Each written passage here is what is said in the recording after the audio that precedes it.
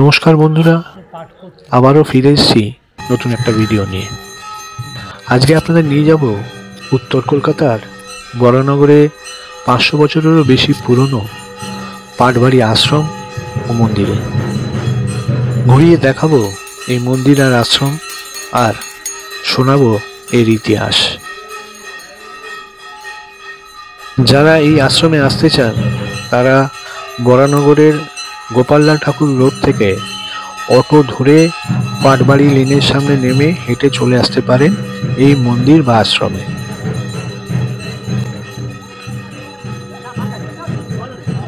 এই পাটবাড়ি মন্দিরেই রয়েছে বিভিন্ন প্রাচীন সংস্কৃত আর বাংলা পাণ্ডুলিপি সংরক্ষণের বৃহত্তম গ্রন্থাগার বা গ্রন্থ মন্দির, যা গৌড়ীয় বৈষ্ণবদের জন্য অত্যন্ত আগ্রহের বিষয়।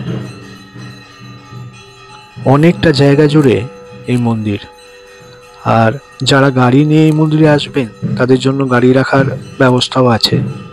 এই মন্দিরের পিছন দিকটা হচ্ছে গোশালা, আর ওখানেই খাওয়ার একটা জায়গা আছে, যেখানে প্রত্যেক দিন 70 টাকা কুপনে খাওয়ানো হয় পুজোর পর, বা ভোগ বিতরণ করা হয়।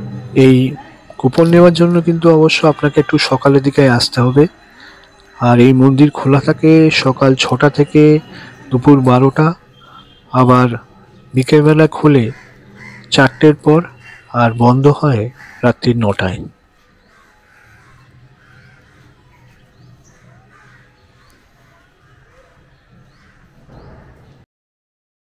মন্দিরের পিছনে এই জায়গাতেই যারা সকালবেলা এসে কুপন কাটবেন তারা বসে ঠাকুরের ভোগ খেতে পারবেন। বসে খাওয়ার পর যে ভোগটা বেঁচে যায় সেই ভোগটা মাদকরী হিসাবে বিতরণ করে দেওয়া হয়। মন্দিরের পিছনের এই অংশটা হচ্ছে গোশালা, আর এই গোশালায় যে গরু বাছুররা থাকে তাদের জন্য ভক্তরা খাবার নিয়ে আসে। ও ভাবছিল বোধহয় আমি ওর জন্য কিছু নিয়ে এসেছি, কিন্তু কিছু আমার হাতে কিছু না থাকায় ও নিরাশ হয়ে চলে যায়।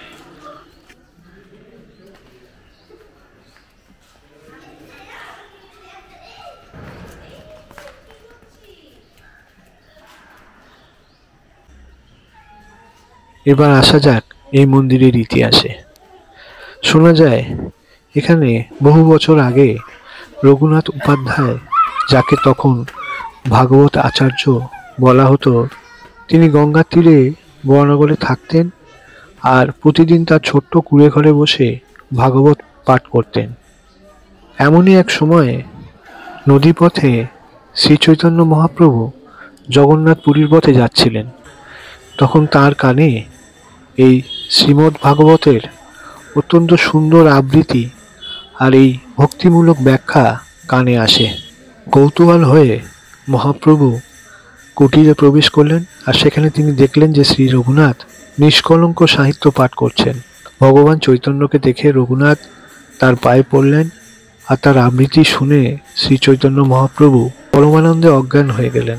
ভগবান চৈতন্য পরে অবশ্য মন্তব্য করেছিলেন যে শ্রীমদ্ ভাগবতের এত সুন্দর ব্যাখ্যা তিনি আগে কখনো শোনেননি। তাই তিনি রঘুনাথকে ভাগবত আচার্য উপাধিতে ভূষিত করলেন, আর তাকে আদেশ দিলেন যে এখন থেকে তার একমাত্র কর্তব্য হলো নিয়মিত শ্রীমদ্ ভাগবত পাঠ করা। শোনা যায় এরপর 3 দিন তিনি এখানে ছিলেন আর ভাগবত পুরাণের পাঠ শুনতেন। এরপর তিনি এখান থেকে চলে যান বারুইপুরে, সেখান থেকে তিনি চলে যান জগন্নাথ পুরীর উদ্দেশ্যে। মহাপ্রভু শ্রী চৈতন্য এখানে 3 দিন থাকার জন্য 3 দিন ধরে এখানে বড় করে উৎসব পালিত হয়।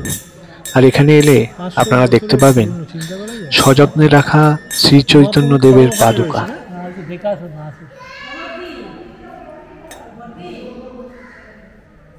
মহাপ্রভু এখানে 3 দিন ছিলেন।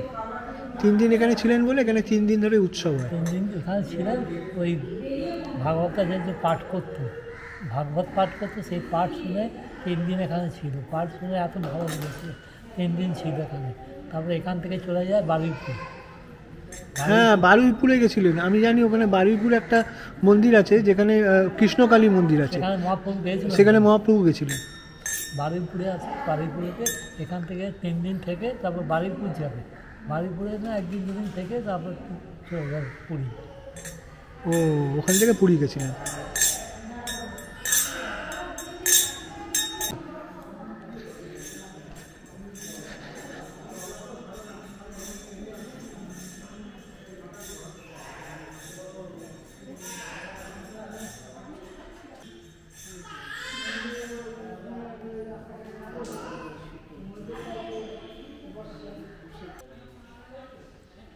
প্রত্যেক দিন সকালে আর বিকেলে প্রচুর ভক্ত এখানে আসে।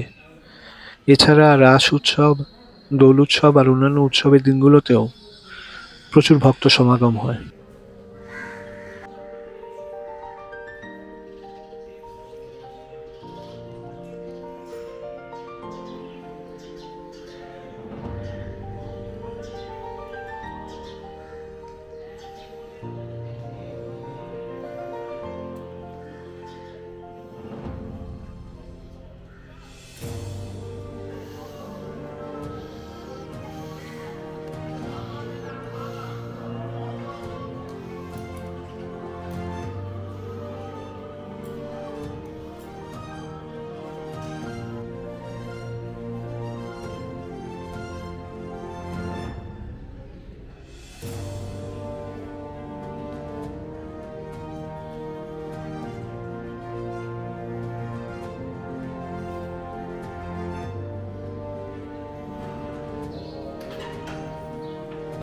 এই মন্দিরে একসঙ্গে আপনারা জগন্নাথ দেব, গৌর নিতাই আর রাধাকৃষ্ণের মূর্তি দর্শন করতে পারবেন।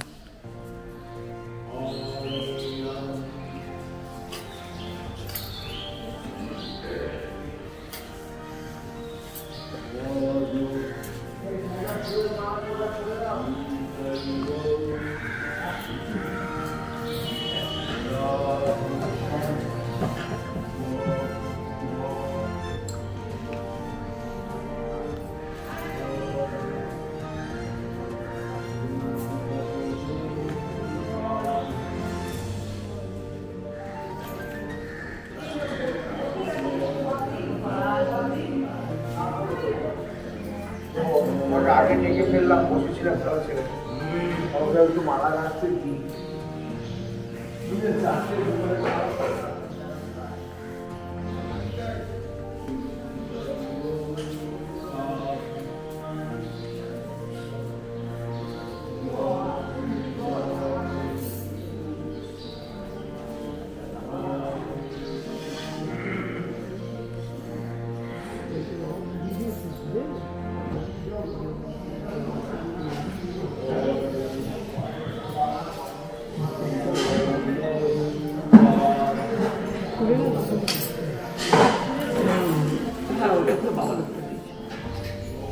বাবাজি হয়েছে ঘর তুলেছে।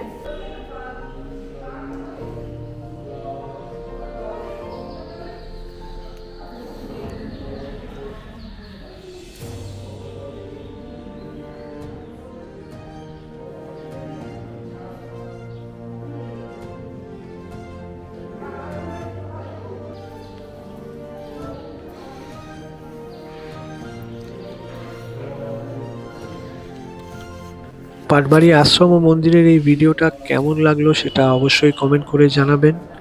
আপনাদের কোনো সাজেশনস থাকলে সেটাও বলবেন।